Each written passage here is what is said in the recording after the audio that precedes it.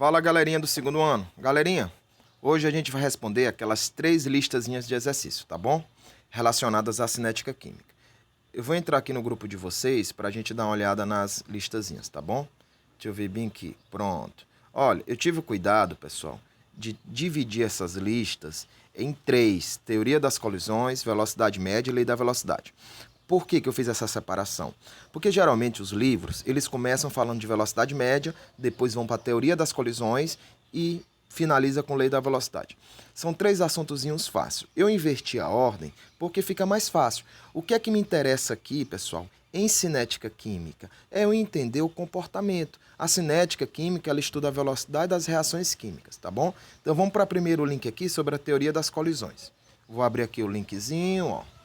Abriu o link. Quem ainda não respondeu essa lista, ó, é obrigatório colocar o e-mail, tá certo? Depois você digita seu nome para facilitar na hora que eu for corrigir, saber quem foi que fez, tá bom? E aí vamos aqui para a primeira questão. Só antes de eu começar, pessoal, o que é a teoria das colisões? É a teoria que explica a velocidade das reações químicas, tá certo? Eu vou ativar a canetinha aqui para a gente fazer um resumozinho aqui rápido, tá bom? Vou fechar aqui o grupo de vocês e vou ativar aqui a canetinha. O que é que significa teoria das colisões, tá certo? Essa teoria, pessoal, ela vai me dizer as situações que eu tenho que aumenta a velocidade de uma reação química. Primeira coisa, pessoal, sobre teoria das colisões, é o seguinte: para poder você ter uma colisão e ter uma reação química, eu preciso ter primeiro, pessoal, o choque entre as moléculas reagentes, ó.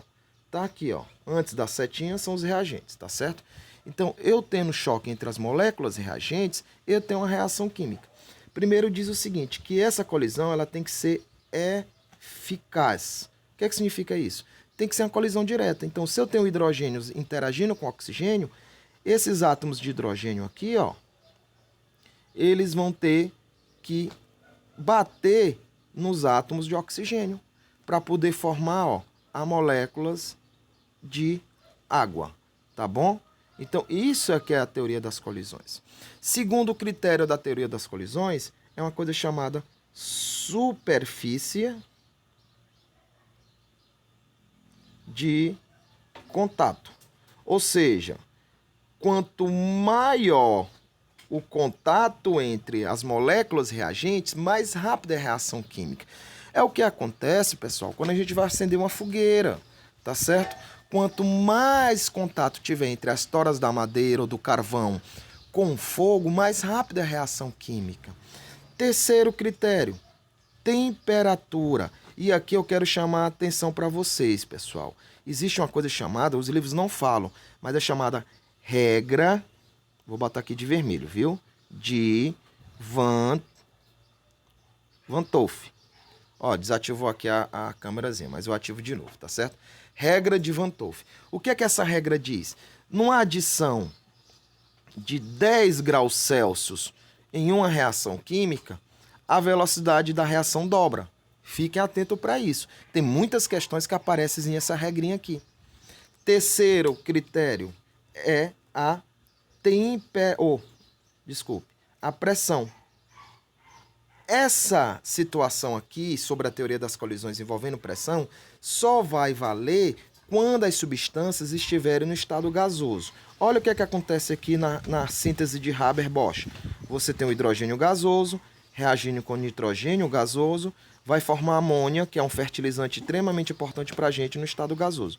Então, qualquer influência na pressão aqui vai acelerar o processo da reação química. Então, as teorias das colisões envolvem isso aqui. Aí, para finalizar, a gente ainda tem a questão do catalisador, que é muito cobrado nas questões, gente. O que é o catalisador? É a substância que acelera a reação química, mas ela não participa. E o que os livros cobram muito, que a gente vai ver nos gráficos, que eu não vou falar agora, viu? É energia de ativação. Isso aqui é importantíssimo, gente. No gráfico, você tem muitas questões envolvendo energia de ativação. O símbolo é esse aqui, ó. Tá certo? Então vamos voltar lá para as questõezinhas e à medida que a gente for fazendo explanações, eu volto para cá, tá certo? Deixa eu só limpar aqui a folhazinha. Então, questão de número 1. A sabedoria popular indica que, para acender uma lareira, devemos utilizar inicialmente lascas de lenha e só depois colocarmos as toras. Em condições reacionais idênticas e utilizando massas iguais de madeira e em lascas e em toras, verifica-se que a madeira em lascas queima com mais velocidade. O fato determinante para esse maior velocidade da reação é, gente, uma coisa chamada superfície de contato. Ó. Então, quem marcou essa aqui, tá tranquilo. Então, não tem segredo. Cuidado com isso aqui. Quando a gente está fazendo churrasco em casa, pessoal, o que é preciso? Primeiro, você pega lascas pequenas para acender o fogo, porque vai acender mais rápido, e depois você bota as toras grandes, porque vai diminuir a velocidade de queima. Por quê? Porque senão não haja carvão para fazer um churrasco. Então tem que fazer essa brincadeira aí. E isso é conceito químico, tá certo? Questão de número 2. Não se observa a reação química visível com a simples mistura de vapor de gasolina e atmosférico. A pressão, temperatura ambientes. Por quê? Gente, eu vou ativar aqui a canetinha e colocar a reação química que ele está falando aqui da questão de número 2. Ó, essa questãozinha bem aqui. O que ele está dizendo? A gasolina, ela é rica em isooctano, que é essa fórmula aqui, ó. Tem 8 carbonos e 18 hidrogênios. E dentro de um motor a combustão, motor de moto, motor de carro, a gasolina está no estado gasoso, tá certo? E aí, dentro da câmara de compressão, é colocado moléculas de gás oxigênio. Na verdade, é o ar, mistura de oxigênio, nitrogênio e outros gases. Mas só quem vai interagir são esses dois aqui. Ao queimar, espera-se que produza apenas gás carbônico no estado gasoso e vapor d'água no estado gasoso, certo? Que é isso que vai ser jogado no escapamento. Aí ele está dizendo que a simples mistura da gasolina com oxigênio não vai gerar nada. Por quê? Porque eu preciso dar um empurrão inicial a essa reação química. Quem vai ser o empurrão inicial? Gente, a descargazinha da velazinha lá dentro da câmara de compressão, certo? Isso é o que vai gerar a combustão. Por quê? Porque vai quebrar as ligações entre as moléculas reagentes, fazendo as colisões serem efetivas para formar o produto, tá certo? É esse conceito que você tem que ter na hora de responder a questão. Então vamos analisar alternativa por alternativa. Primeira alternativa, a gasolina não reage com oxigênio em nenhuma condição. Mentira, reage sim, mas precisa ter um empurrão, tá certo? Item 2, é necessário fornecer energia extra aos reagentes para que se inicie a reação. E isso é chamada energia extra. Toda reação, gente, ela vai ter um empurrão. Vou só colocar aqui para vocês, voltar de novo lá para o gráfico e desenhar um gráficozinho aqui. Ó. Olha o que acontece. Se eu desenhar esse gráficozinho da queima da gasolina com oxigênio, vai parecer um gráfico de entalpia. Como é um processo exotérmico, pessoal, o que aconteceria? Ó? A reação desceria, certo? Vou colocar aqui todas as variações. Ó. Entalpia dos produtos, que no caso é o gás carbônico mais água, ó, certo? E aqui seria a energia dos reagentes, no caso a gasolina mais as moléculas de oxigênio. Isso seria um gráfico termoquímico. Observe que o gráfico desce. Só o que acontece no caso da cinética? Você tem uma barreira de energia para fornecer. Isso é o que a gente chama de empurrão inicial. Essa barreirazinha de energia que eu desenho aqui, gente, é a chamada energia de ativação do processo. Toda reação química ou reação exotérmica, no caso de uma combustão, onde o ΔH é negativo, ó, ou uma reação endotérmica, você precisa vencer essa barreira de energia. É essa barreirazinha que a gente chama de complexo ativado. Por quê? Porque senão, gente, toda a reação aconteceria naturalmente. Bastaria eu produzir gasolina, na hora que batesse as moléculas de oxigênio, a reação aconteceria. E isso não acontece na natureza. Eu preciso desse empurrãozinho, tá bom? Por isso que a resposta lá é a letra B, tá certo? Vamos aqui para outra questão aqui, ó. Questão de número 3. Um palito de fósforo não se acende espontaneamente, que é o caso lá da gasolina, enquanto está guardado. Porém, basta um ligeiro atrito com a superfície áspera para que ele imediatamente entre em combustão com emissão de luz e calor. É uma combustão, gente, é uma queima. Considere observações é correto afirmar que... Gente, eu vou voltar bem aqui de novo, só para mostrar para vocês isso. O que ele está falando, ó. Vou desenhar outro gráficozinho aqui, ó. Você tem um gráfico, certo? De energia por tempo. O que acontece? Como é a queima, é um processo exotérmico. Então, já sei que o gráfico vai fazer isso aqui, ó. Ele vai descer. Então, tem um reagente, que é o palito de fósforo, e tem um produto, que são os gases, junto com a emissão de luz e calor.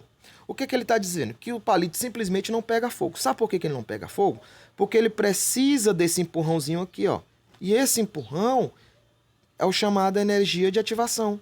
É a energia mínima necessária para que uma reação ocorra. No caso dos processos exotérmicos, o empurrão é pequeno, basta uma fagulha, uma faísca, um atrito para o processo iniciar, mas tem a energia de ativação.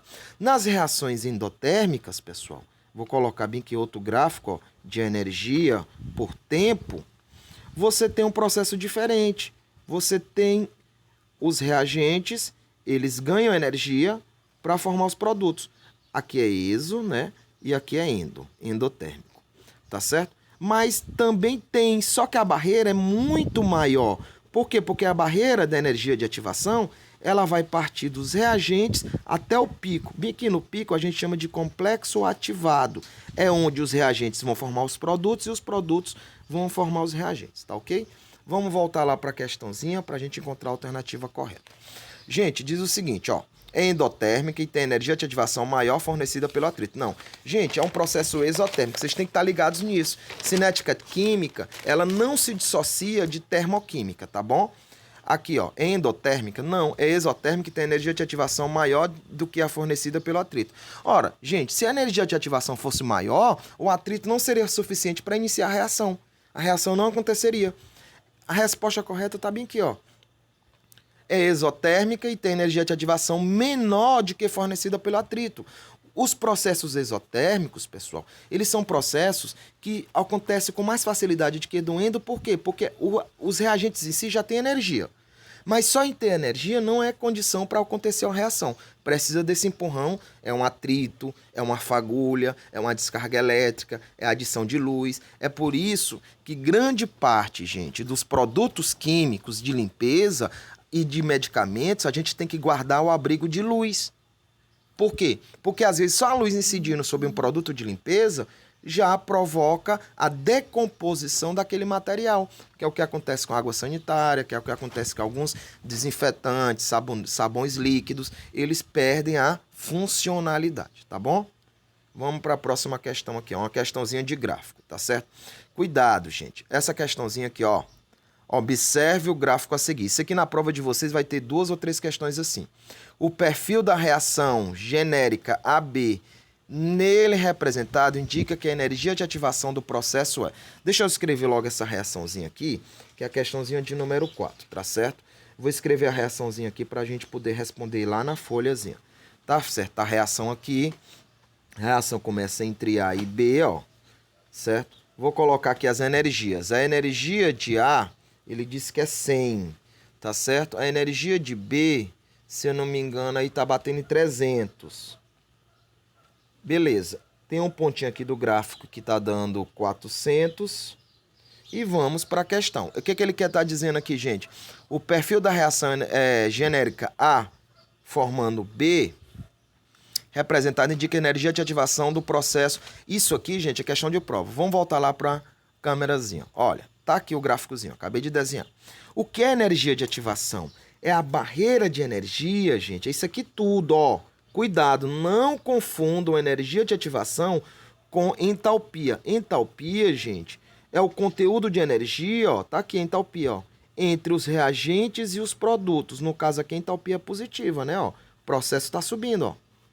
Então, é uma reação do tipo endotérmica, tá certo? Só que ele não está querendo isso. Ele está querendo energia de ativação.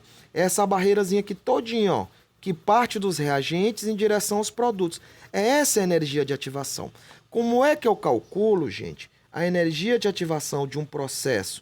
É a diferença entre a energia do complexo ativado, ó, que está bem aqui no pontinho do gráfico, ó, menos a energia contida nos reagentes. É assim que a gente calcula a energia de ativação de um processo, matematicamente. Então, vamos ver aqui, a energia de ativação do processo vai ser quanto? Ó, vai ser a energia do complexo ativado, que é 400 kJ, menos a energia dos reagentes, que é 100 kJ. Então, a energia de ativação do processo é de 300 kJ. O que é que significa isso? Embora a reação tenha energia, pessoal, eu preciso fornecer esse conteúdo extra de energia aqui para o processo, certo? Não esqueçam disso. Tanto reação endo como reação exo, você tem essa barreira de energia para superar. Vamos voltar lá para as alternativas, tá certo? Resposta, letra D, 300 kJ. Questãozinha muito fácil. Olha essa questãozinha aqui de número 5. Vou escrever o gráficozinho aqui antes de ler, tá certo? Então, você tem aqui, ó. Você tem aqui o tempo da reação, você tem a temperatura, que é a energia. Então, o gráfico está aqui. Vou tentar desenhar o gráficozinho aqui o mais próximo do correto. Então, eu tenho aqui, gente, ó, para depois a gente interpretar tudo, tá certo? Eu tenho o item 3, eu tenho esse item 4, certo? Tenho o item 2 e para finalizar eu tenho o item 1. Vamos só analisar aqui. Gente, primeira coisa é o seguinte, ó, uma reação química processa com um diagrama de energia baixa. O que é que eu estou observando na energia? O gráfico está descendo, tá certo? Em relação a essa reação, as energias envolvidas apresentadas acima, ele quer saber a incorreta, a errada. A entalpia da reação é indicada por 1. Gente, vamos só voltar aqui para o gráfico aqui, ó. Vamos só interpretar aqui ele aqui. Já acabei de desenhar ele aqui, ó, certo? Então, você tem um reagente formando um produto. Tá aqui, ó, processo.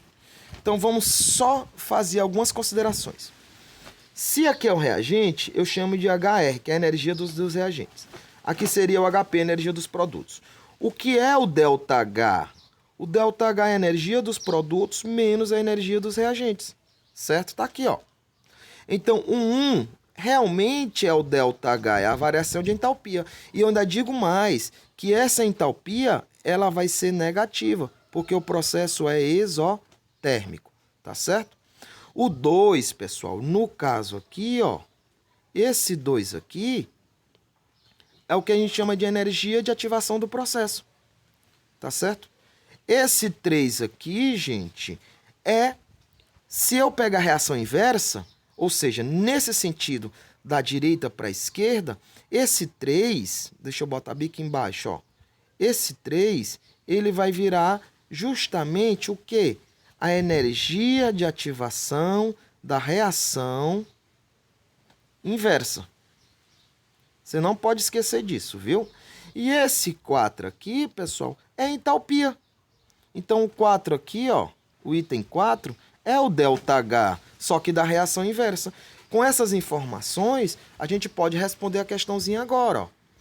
Então, vamos lá. A entalpia da reação é indicada por 1? É, da reação direta, verdadeiro.